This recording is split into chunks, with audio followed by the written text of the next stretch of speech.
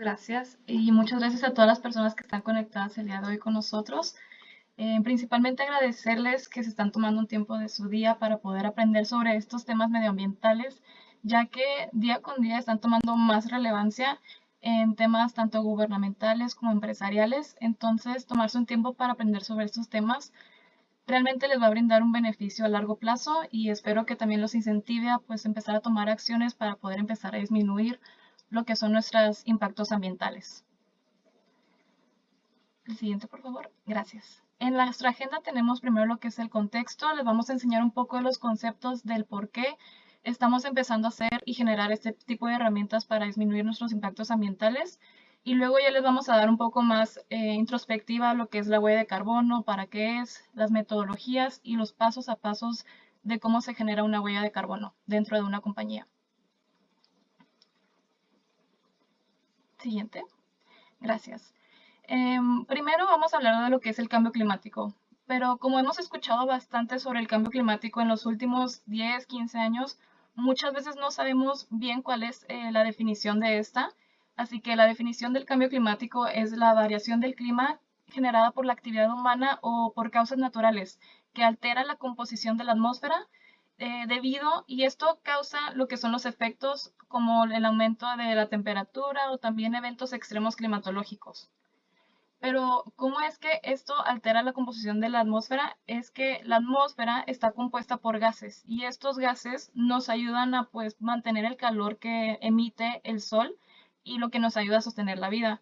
Sin embargo, contamos con una gran variedad de gases, pero nosotros los consideramos como 6 gases principales, a los cuales los llamamos como gases de efecto invernadero. Tenemos lo que es el dióxido de carbono, el metano, el óxido nitroso, el hexafluoruro de sulfato, los hidrofluoruros carbonos y los perfluoruros carbonos. Se consideran el dióxido de carbono, el metano y el óxido nitroso como bases, como que siempre se encuentran en la naturaleza, y los otros tres se encuentran en lo que son los refrigerantes. Los dióxido de carbono y metano, debido a que están en nuestra naturaleza, pero debido a las actividades humanas, como es la quema de combustibles, pues se están generando de una manera bastante fuerte y bastante grande.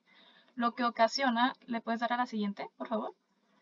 Lo que ocasiona a que hemos estado aumentando pues de maneras bastante grandes la temperatura del planeta, y esto ha estado afectando pues y ha estado causando varios cambios climatológicos.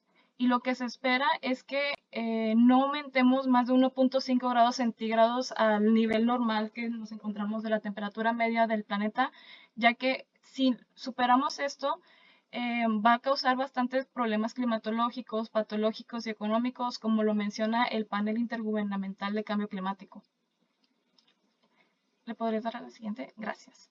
Y algunos de estos efectos climatológicos se le podrían considerar o se podrían ver como la disminución de la capa de hielo, también el aumento del nivel del mar, la pérdida de la biodiversidad, y las personas o como el área donde más se va a ver como afectado por este tipo de efectos de cambio climático son las zonas de pobreza o las personas que se encuentran en zonas bastante vulnerables. Sin embargo, también cualquier persona va a tener estos efectos debido a que vivimos pues, en nuestro pequeño planeta, ¿no? ¿Le podrías dar al siguiente, por favor? Entonces, es así como dentro de México ya empezamos a ver justo este tipo de efectos. En el norte del país ya empezamos a ver que se empiezan a ver las sequías cada vez más fuertes y se espera que para el 2039 la precipitación anual disminuya desde un 10 hasta un 20%. Como hemos visto en el caso de Monterrey en los últimos años, es que ya se empieza a ver que la capacidad de agua, el suministro de agua dentro de las ciudades, pues ya no basta para la población o para la zona metropolitana y pues está teniendo grandes efectos en la salud de la población o de la zona metropolitana. Dentro de la parte del sur de México, pues está también viendo que está teniendo una intensidad en los ciclones hasta un 60% en los territorios, lo cual lo ha ocasionado las lluvias torrenciales, las inundaciones. Y uno de los ejemplos más actuales es el ejemplo de Acapulco, donde teníamos el huracán que estaba en una categoría 3, una categoría 2, donde todavía no era tan fuerte, y de un momento a otro se volvió una categoría 5 que hizo que las personas no pudieran prevenirse para este huracán. y ha ocasionado la muerte de muchas personas y pues la vida y la calidad de vida de varias personas dentro de Acapulco. Es por esto que México pues sabe que es una zona de riesgo, es un país donde pueden haber varias catástrofes naturales, por lo que el gobierno ha decidido ya empezar a generar varias acciones. Una de estas acciones es el Acuerdo de París. Y el Acuerdo de París es un acuerdo que se colaboró con o se firmaron 196 países, en donde entre ellos mismos colaboran para poder limitar el calentamiento global y no llegar a, a estos 2 grados centígrados o específicamente a 1.5 grados centígrados. Y la manera en la que ellos mismos forman parte de este acuerdo es que tienen un plan de acción. Y este plan de acción se le conoce como contribuciones determinadas a nivel nacional, en donde cada 5 años muestran o vuelven a presentar su plan de acción, donde muestran cómo es que han mejorado sus acciones o qué acciones van a implementar a los próximos 5 años para pues, no superar este límite. Una de estas acciones que han hecho México, justo por el Acuerdo de París, es que generó el sistema de comercio de emisiones y también desarrolló la Estrategia Nacional de Economía Circular. Eso es por el parte del sector industrial. Y por parte del sector agrícola, México ha promovido lo que son las prácticas agroecológicas, también ha promovido las medidas de captura de manejo en biogás en residuos pecuarios.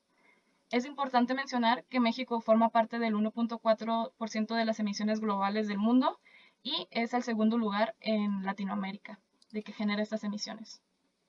Entonces, debido a que es uno de los principales emisores en Latinoamérica, México ha estado desarrollando su huella de carbono.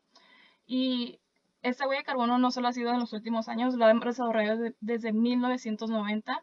Sin embargo, la huella de carbono nos ayuda a identificar cuáles son los puntos principales en donde México debe trabajar.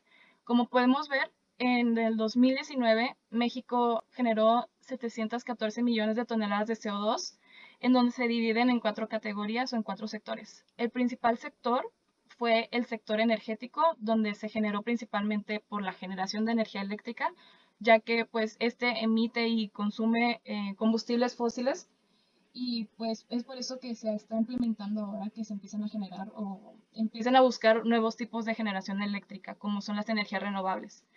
Y en segundo lugar tenemos lo que se generó en el uso del suelo, también a la agricultura, que pues también, como hemos mencionado anteriormente, se están empezando a fomentar pues nuevas iniciativas para reducir nuestras emisiones, ya que aquí se encuentra principalmente lo que es el metano por las excretas de bovinos. En el sector industrial predomina lo que es la industria de minerales y justo también el gobierno ha estado implementando nuevos programas como son el programa de RENE, de Registro de Emisiones, Registro Nacional de Emisiones, donde implementa que las empresas que generan arriba de 25.000 toneladas de CO2 pues empiecen a registrar sus emisiones y empiecen obligatoriamente a ponerlas dentro del marco legal. Y finalmente tenemos lo que son los residuos, donde también es uno de los grandes emisores, debido a que no sabemos cómo se disponen, no tenemos un control de cómo se disponen o se tratan los residuos dentro de México.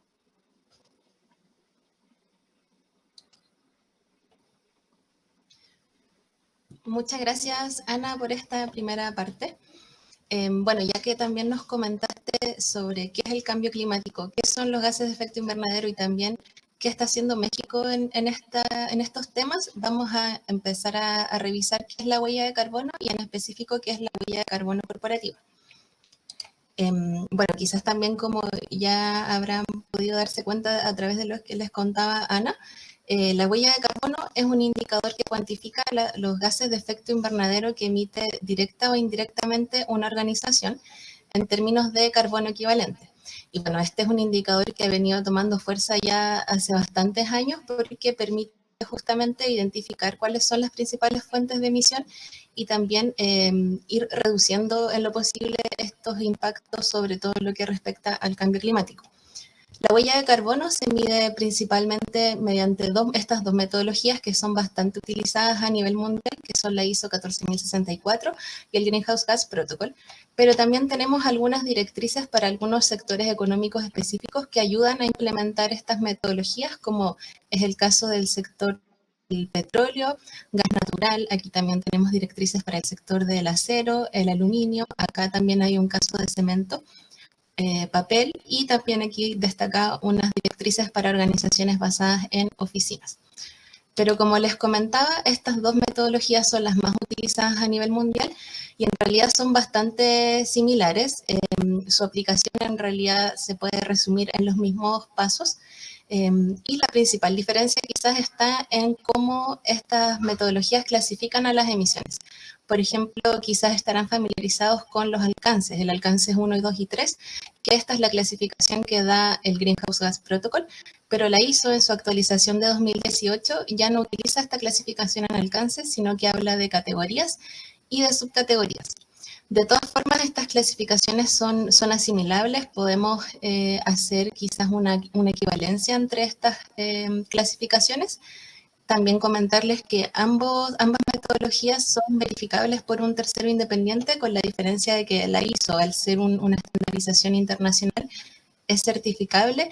Y también otra diferencia importante entre estas dos metodologías es que para el Greenhouse Gas Protocol, otras emisiones indirectas, que más adelante vamos a comentar que son las emisiones directas e indirectas, son opcionales, mientras que en la ISO, en su actualización también de 2018, pasaron a ser obligatorias. Otro punto que también les adelantaba es que en realidad los pasos para aplicar estas dos metodologías son bastante similares, y así es como lo abordamos también desde Proyecta Impacto.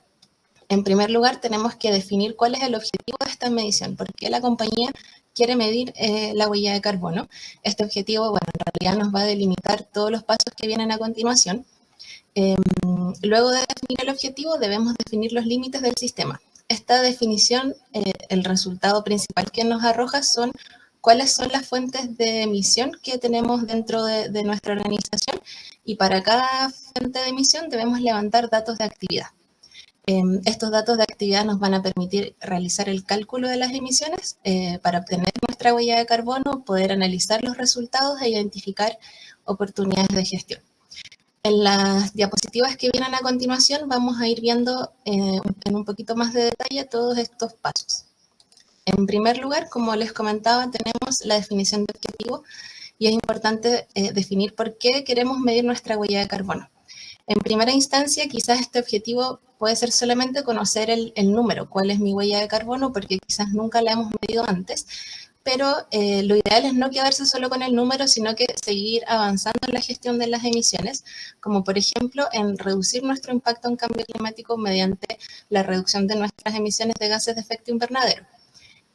Además, otro objetivo puede ser divulgar a grupos de interés. A veces también pasa que los inversionistas o los clientes empiezan a preguntar qué se está haciendo en estos temas.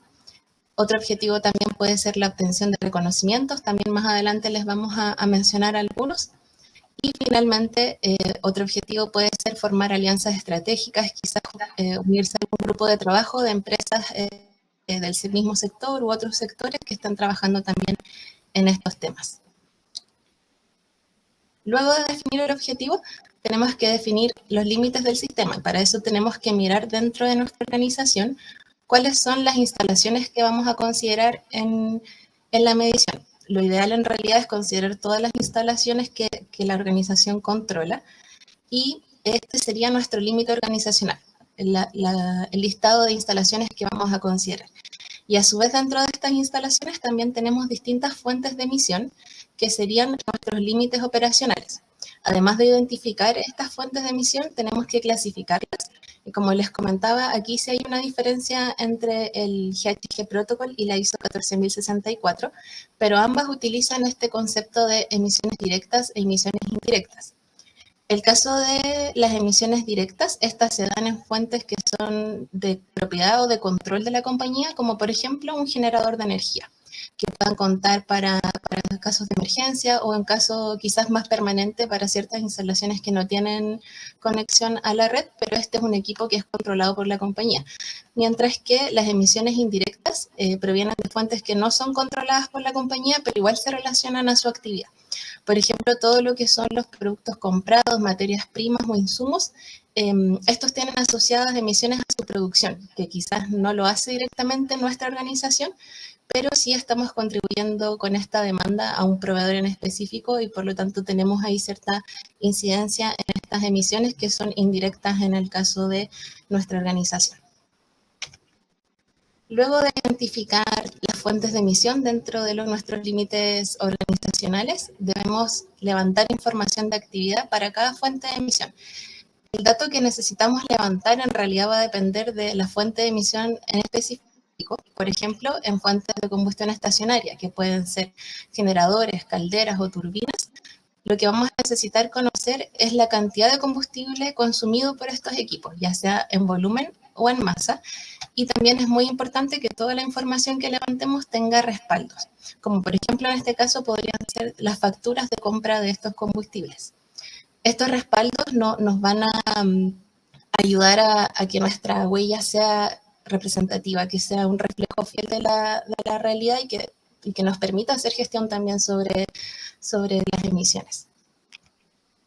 Luego de levantar la información para cada fuente de emisión, también tenemos que recopilar factores de emisión que nos permitan transformar esta actividad en emisiones de gases de efecto invernadero. Por ejemplo, en lo que les mencionaba antes de la combustión estacionaria, el dato de actividad podría ser los litros de diésel consumido. Y esto, para transformarlo a emisiones de gases de efecto invernadero, podemos usar un factor de emisión que esté en términos de CO2 equivalente por litro de diésel consumido y así finalmente obtenemos nuestras emisiones. Esto lo tenemos que hacer para todas las fuentes de emisión para obtener nuestra huella de carbono corporativa. Aquí ya pasamos al último paso de la gestión de la huella de carbono, que es identificar oportunidades de gestión. Una vez que tenemos nuestros resultados, podemos identificar distintas acciones que podemos implementar en distintos niveles. En primer lugar, quizás devolviéndonos un poquito a analizar cómo fue el proceso, podemos habernos dado cuenta, por ejemplo, que durante el levantamiento de información hay bastante margen de mejora quizás con respecto a ciertos datos. Luego de asegurar que nuestra huella de carbono es de calidad respecto a la calidad de datos y que por lo tanto no presenta un mayor nivel de incertidumbre, ya podemos empezar a avanzar, por ejemplo, en la reducción. También en la compensación, aquí también comentarles que las buenas prácticas indican que la compensación ojalá nunca reemplace la reducción. Siempre es importante reducir todo lo que se pueda y luego compensar. También, como les comentaba al principio, en la parte de los objetivos también hay algunas oportunidades de reconocimiento, también hay algunas iniciativas para divulgar avances y también hay una serie de alianzas que se han formado para trabajar en estos temas. Ahora, como se darán cuenta, identificamos algunas de estas alianzas, las dejamos acá para que puedan revisar si es que alguna les llama la atención, pero con esto también le doy el pase a Ana porque hay algunas iniciativas que son específicas para México y ella se las podrá explicar mejor. Muchas gracias, Ale. Sí, justo les voy a dar algunos ejemplos o les voy a comentar algunos ejemplos nacionales y globales. Como mencionamos anteriormente, pues justo el gobierno mexicano empezó a crear lo que son estos tipos de programas para reducir nuestras emisiones. Un ejemplo es el sistema de comercio de emisiones y otro ejemplo que me gustaría tomar un poco más de énfasis es la industria limpia, que es una oportunidad en la que las empresas puedan tener un reconocimiento por mejorar sus procesos operativos o su desempeño ambiental.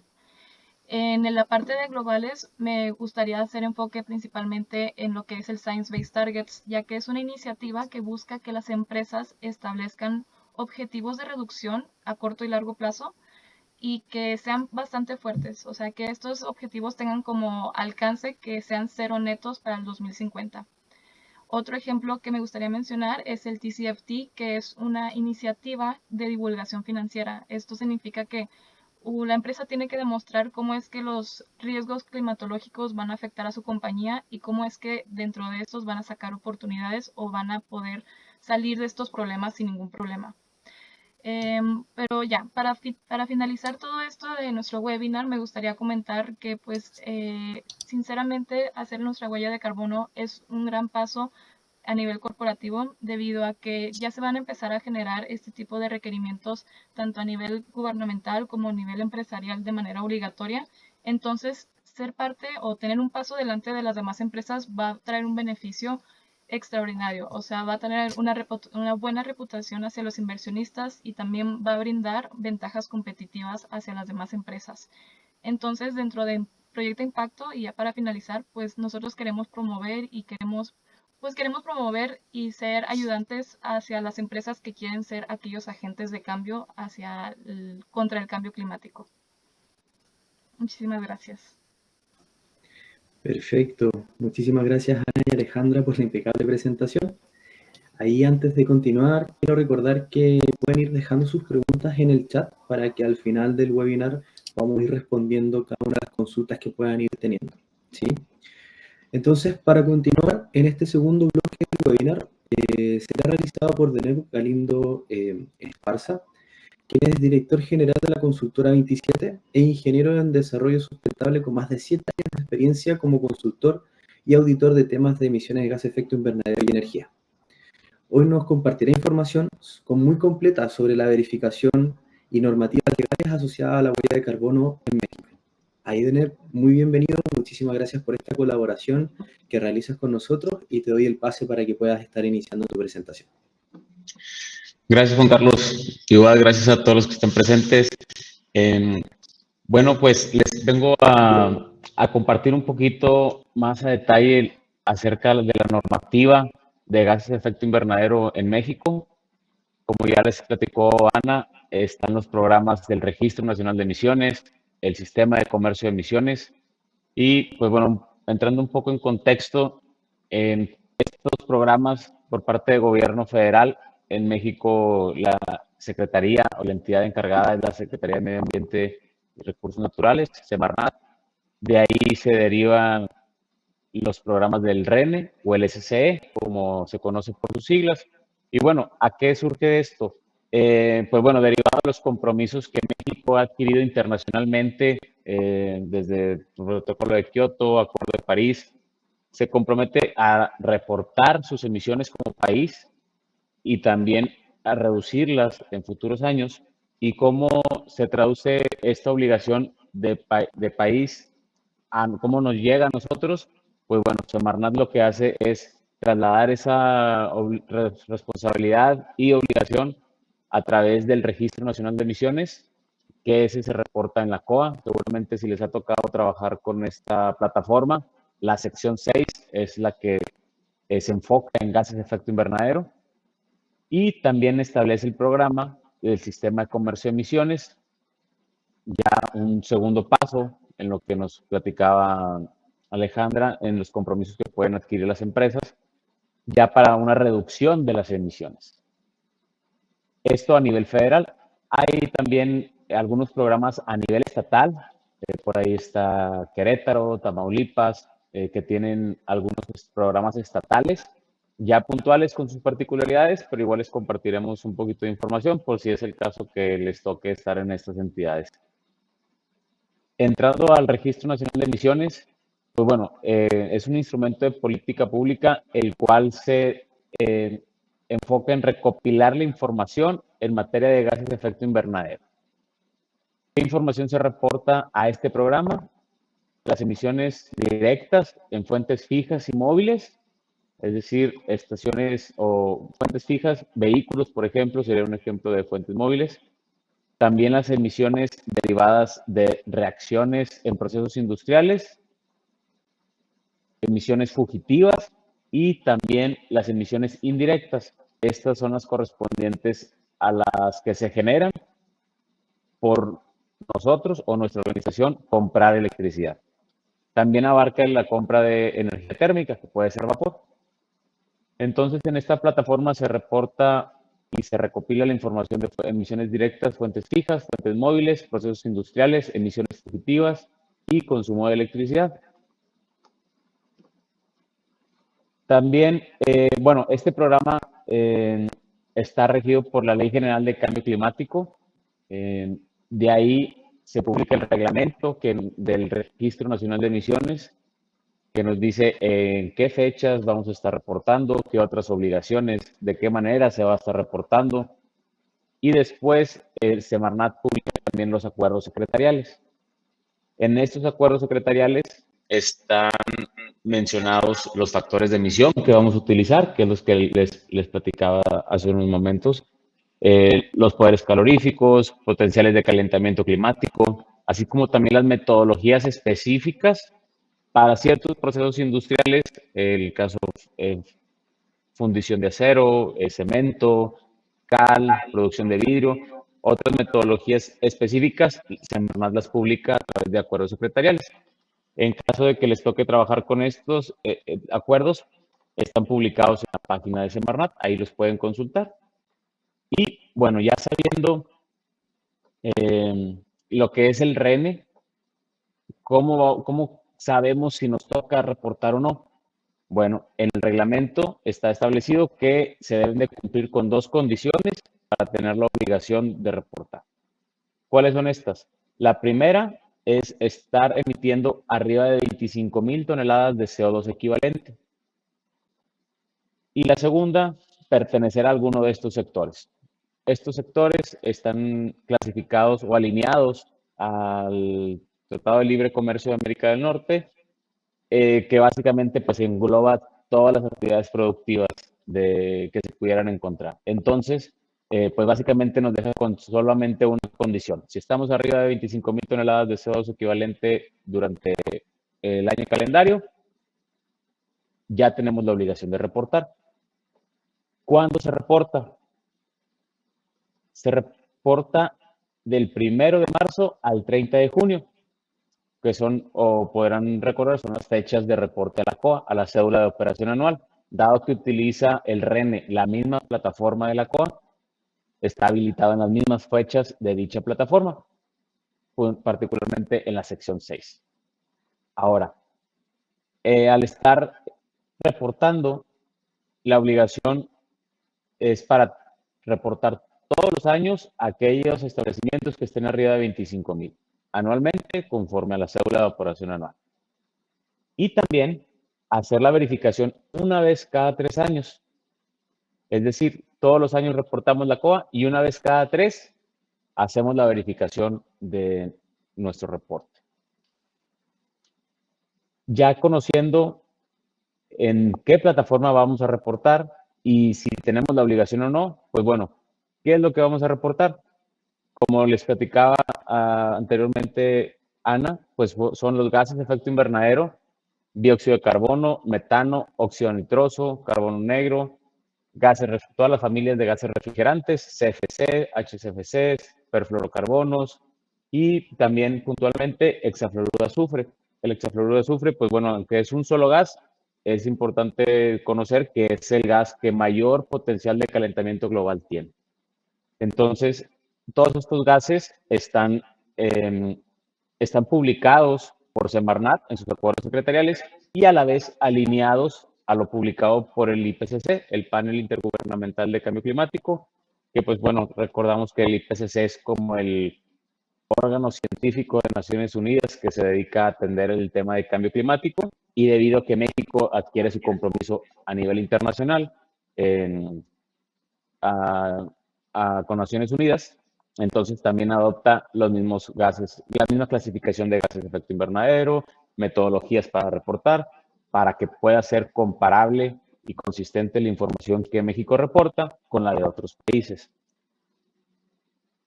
Y bien, ahora, dependiendo de la clasificación de los sectores, para lo que sí nos va a ayudar saber en qué sector productivo estamos, es para conocer si nuestro reporte de emisiones, si nuestra huella de carbono o el inventario de gases de efecto invernadero, lo vamos a reportar por instalación o un reporte consolidado. Como mencionaba Alejandra, a nivel organizacional, pues ya si estamos nuestra organización, por ejemplo, en el sector energía o sector industrial, vamos a hacer el reporte al RENE por planta. En México, pues bueno, un ejemplo común que seguramente todos conocen, Comisión Federal de Electricidad, es una sola empresa, pero cada central eléctrica hace su reporte individual, a pesar de que sea una sola organización. ¿Por qué? Porque pertenecen al sector energía. Ahora, un ejemplo para un reporte consolidado, si su organización está su actividad productiva está dentro del sector transporte, agropecuario, residuos, comercio o servicios, ahí les tocará hacer un reporte de manera consolidada. ¿Qué significa esto? Si es una empresa transportista que tiene sedes en diferentes ciudades de la República, pues bueno, recopila las emisiones de todas sus sedes y hace un solo reporte. O lo mismo, por ejemplo, en el sector comercio o servicios, alguna tienda, alguna cadena de autoservicio que tiene cientos de tiendas en la República, pues hace su reporte juntando las emisiones de todos sus establecimientos. Y pues bueno, ya conociendo los gases que tenemos que reportar, ¿cómo vamos a hacer ese cálculo y esa estimación? Haciendo uso de los acuerdos que Semarnat nos publica. Aquí un ejemplo de los acuerdos que tiene o los principales que nos va a tocar usar en caso de que quieran hacer uso. Tenemos publicados los factores de emisión, poderes caloríficos, importante el factor de emisión de energía eléctrica que todos los años se actualiza.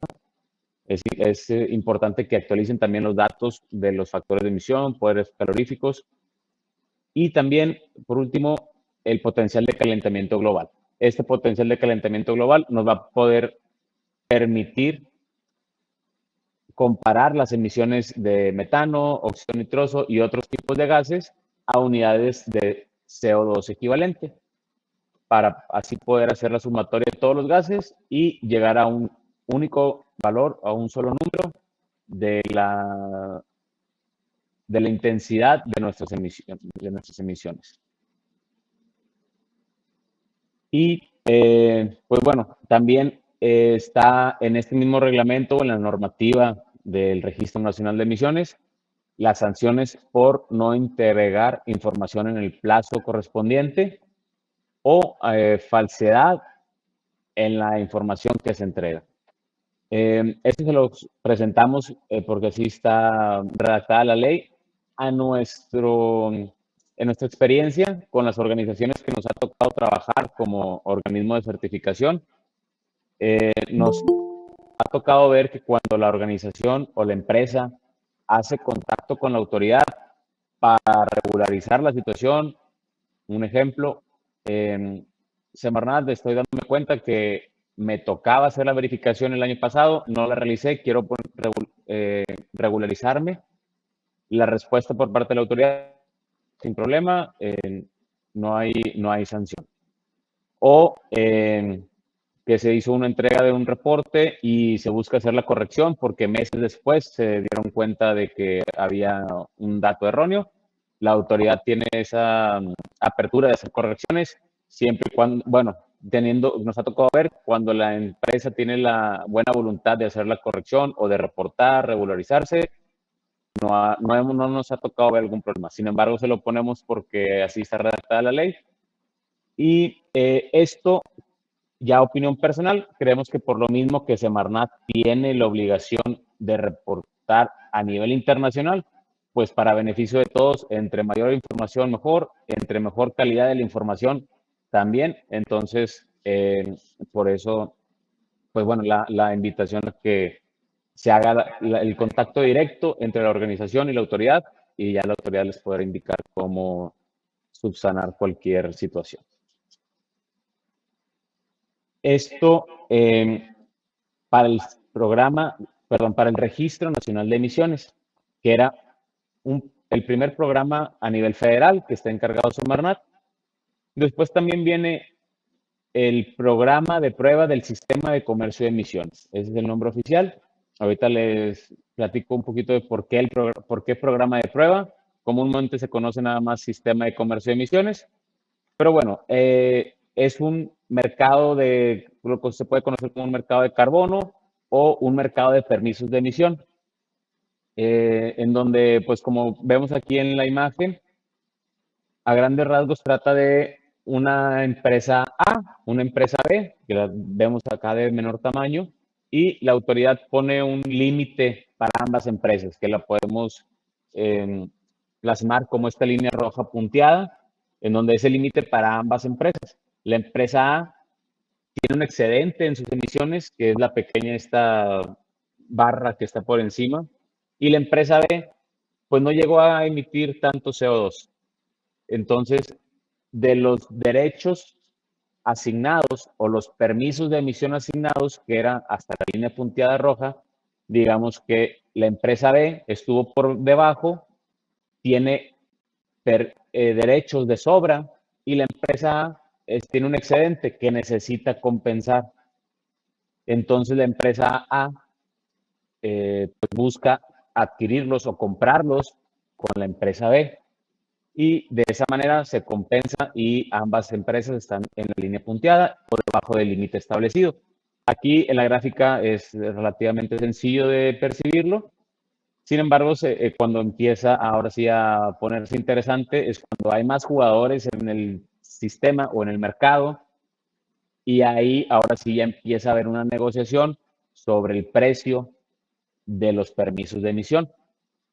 Ahorita está en programa de prueba, en la etapa de prueba, porque lo que busca la autoridad es que sí se realice esta negociación y que se llegue a un precio con libre oferta y demanda, pero para conocer a qué precios puede llegar, y en esta etapa de prueba todavía que no haya transacción económica, porque de manera que si llega a ser un precio muy alto, que tampoco sea una carga económica que comprometa la operación de la empresa, ni tampoco un precio muy bajo, 50 centavos, que sea realmente pagar por contaminar. Entonces, en esta etapa de prueba, sí está la obligación para empresas del sector industrial y sector energía únicamente, son aquellas las que pueden participar en esta etapa de prueba, siempre y cuando emiten arriba de 100,000 toneladas de CO2, únicamente de CO2. En el programa del Registro Nacional de Emisiones eran de CO2 equivalente, y se reportan todos los gases que mencionamos: metano, óxido nitroso, gases refrigerantes, etcétera. Para este sistema de comercio de emisiones, solamente CO2. Entonces, y también se reportan en la sección 6 de la cédula de operación anual, y a diferencia del Registro Nacional de Emisiones, aquellas empresas que tengan la obligación de participar en este programa van a verificar todos los años. E importante también, el que participe en el sistema de comercio de emisiones no los excluye de sus obligaciones en el Registro Nacional de Emisiones. Entonces, básicamente, si están obligados a reportar al sistema de comercio de emisiones, también lo estarán para el Registro Nacional de Emisiones, ya que el requisito para el SCE son 100,000 toneladas y para el RENE son 25,000 toneladas. Estos últimos que les mencionaba, el RENE y el SCE, son dos ejemplos de programas a nivel federal, a nivel nacional, y pues están dirigidos por Semarnat, puntualmente la Dirección General de Cambio Climático, y también hay otros programas a nivel estatal. Estos programas a nivel estatal, pues les mostramos aquí algo de información que pueden consultar por si es de su interés, en caso de que se encuentren en estas entidades: Zacatecas, Baja California Sur, y también está el caso de Querétaro. Querétaro es un estado que va un poquito más adelante con las verificaciones estatales, con el reporte de gases de efecto invernadero a nivel estatal. Y lo que sí aplica para todos los estados es que esas obligaciones van a ser para establecimientos que estén debajo de las 25,000 toneladas para que caiga en jurisdicción estatal. Si la empresa está arriba de 25,000, pues deja de estar en jurisdicción estatal y pasa a jurisdicción federal para reportar o al RENE o al sistema de comercio de emisiones. Ya cada uno de esos estados tendrá sus particularidades. Hay algunos estados que tienen su propia COA a nivel estatal, ahí lo reportan. Otros estados que lo hacen fiscalmente a través de las facturas de combustibles fósiles que compran y se cobra un impuesto adicional. Hay otros estados, por ejemplo, en el caso de Querétaro, hay un impuesto ahí de por medio, pero si la empresa cuantifica y verifica sus emisiones, se le hace un descuento al pago de dicho impuesto. Cada uno tiene sus particularidades, pero se los dejamos aquí solamente como información general.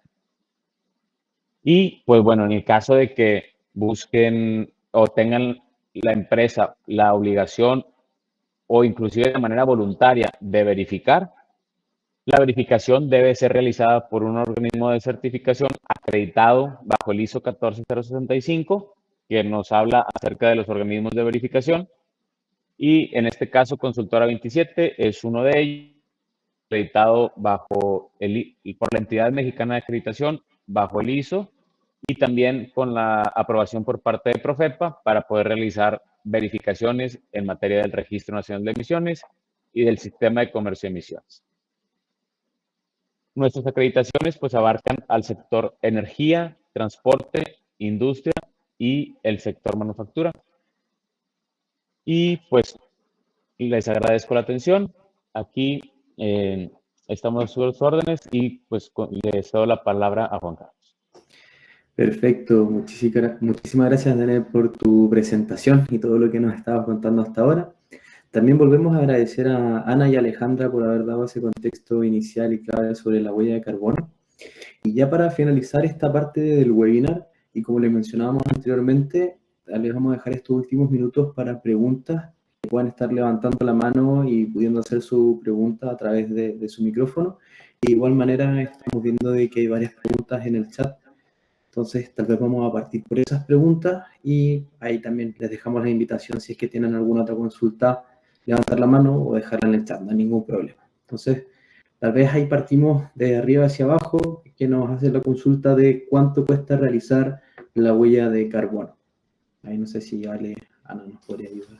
Sí, bueno, la verdad es que no podemos dar un rango general porque en realidad depende mucho del tamaño de la empresa, cuántas instalaciones son y además también del alcance. Por ejemplo, como les comentaba en el GHG Protocol, el alcance 3, que justamente es quizás el que requiere más esfuerzos para medir, es voluntario en esta metodología, mientras en la ISO es obligatoria. Entonces, en realidad hay que definir todos esos puntos sobre el alcance que va a tener la medición y el tamaño de la empresa para poder entregar un valor.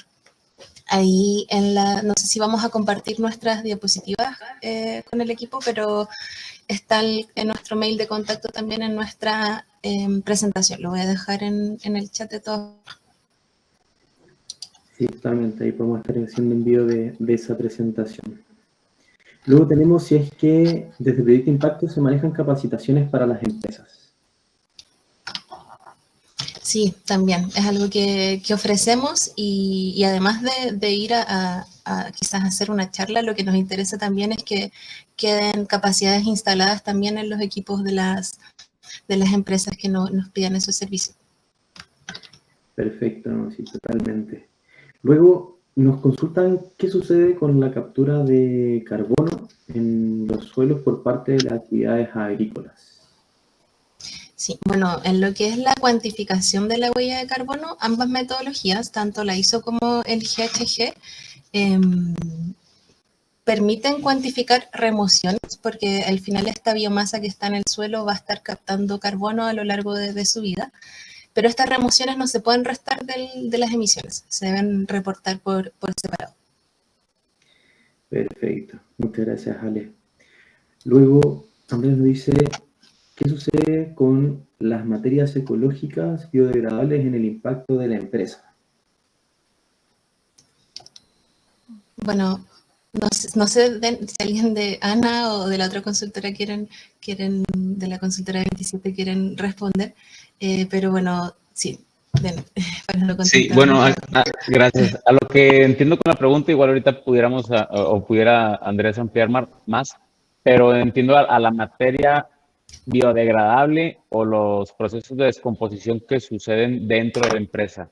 Si es así, hay factores de emisión que consideran la descomposición de materia orgánica. Estos factores de emisión no es único, hay varios dependiendo de la composición de la materia orgánica, cuáles son de qué está compuesto y las condiciones. Sí, ya sería puntual acá.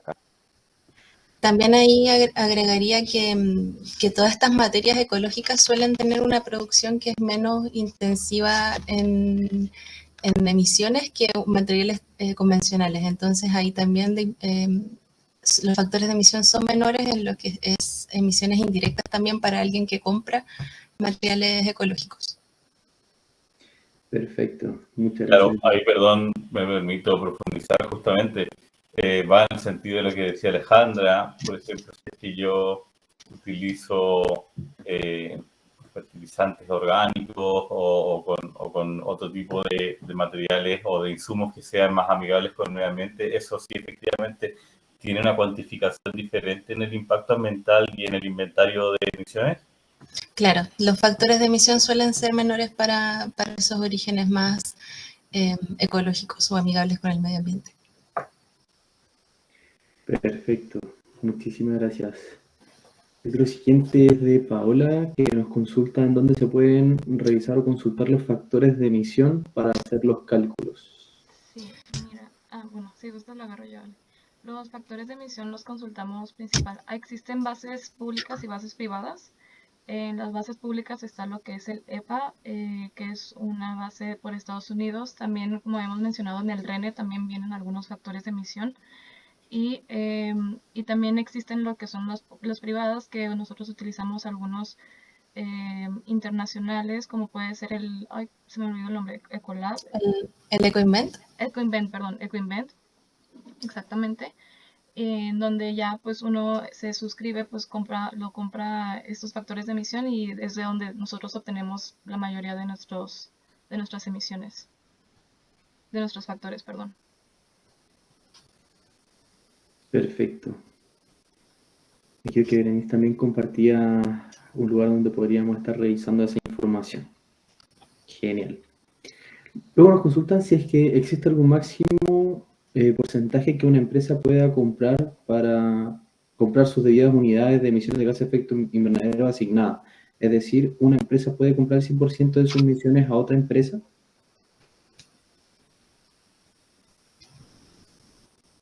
No sé si...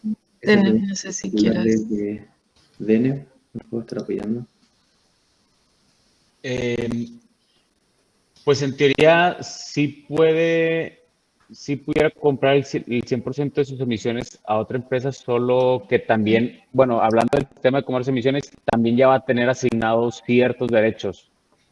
Entonces, el sobrante, ese sí puede hacer una negociación. Perfecto. No sé si ahí respondemos. Igual ampliando un poquito, en esta etapa de prueba, esa es la respuesta. Pero la idea es que con el paso del tiempo la autoridad vaya reduciendo ese límite y vaya incrementando el precio de los derechos de emisión para que lo viable no sea compensar, sino reducir la huella de carbono. Genial, muchas gracias, Daniel. Ahí también nos consultan si es que aún no se tiene un impuesto de emisiones en el estado de Jalisco. Sí, si quieren comento sobre esta. Por favor. Realmente los ejemplos que pusimos en la presentación, ahora sí que son solamente ejemplos, pero realmente cada estado puede que maneje diferentes tipos de programas GI. En el estado de Jalisco me parece que el año pasado anunciaron que iba a haber un impuesto similar a como lo ha habido en los demás estados, que le ponen un precio a la tonelada de CO2 equivalente. Parece que es como 125 pesos, pero esto se aplica únicamente a los emisores que superan las 25,000 toneladas, es decir, los que reportan al Registro Nacional de Emisiones, pero que no sean partícipes del sistema de comercio de emisiones, para que no haya como que esta doble normativa de, bueno, soy partícipe de este comercio de carbono, pero también pago impuestos, y pues para que no se empalmen estas dos, al parecer es como que dentro de este rango de 25,000 a menos de 100,000 toneladas, y se anunció el año pasado. Entonces ahora sí que dependiendo de cada estado, se tendría como que revisar bien qué es lo que se ha actualizado, porque sí varía mucho de año en año. Perfecto, muchas gracias por complementar. Genial. Yo no sé si hay alguna otra consulta adicional, alguien quiera levantar la mano, poder mencionar algo, poder resolver alguna última duda. Damos por cerrado el webinar. Muchísimas gracias y que estén muy bien. Muchísimas gracias. Gracias. Hasta luego. Gracias, Elena. Gracias. Gracias. Gracias, buen día.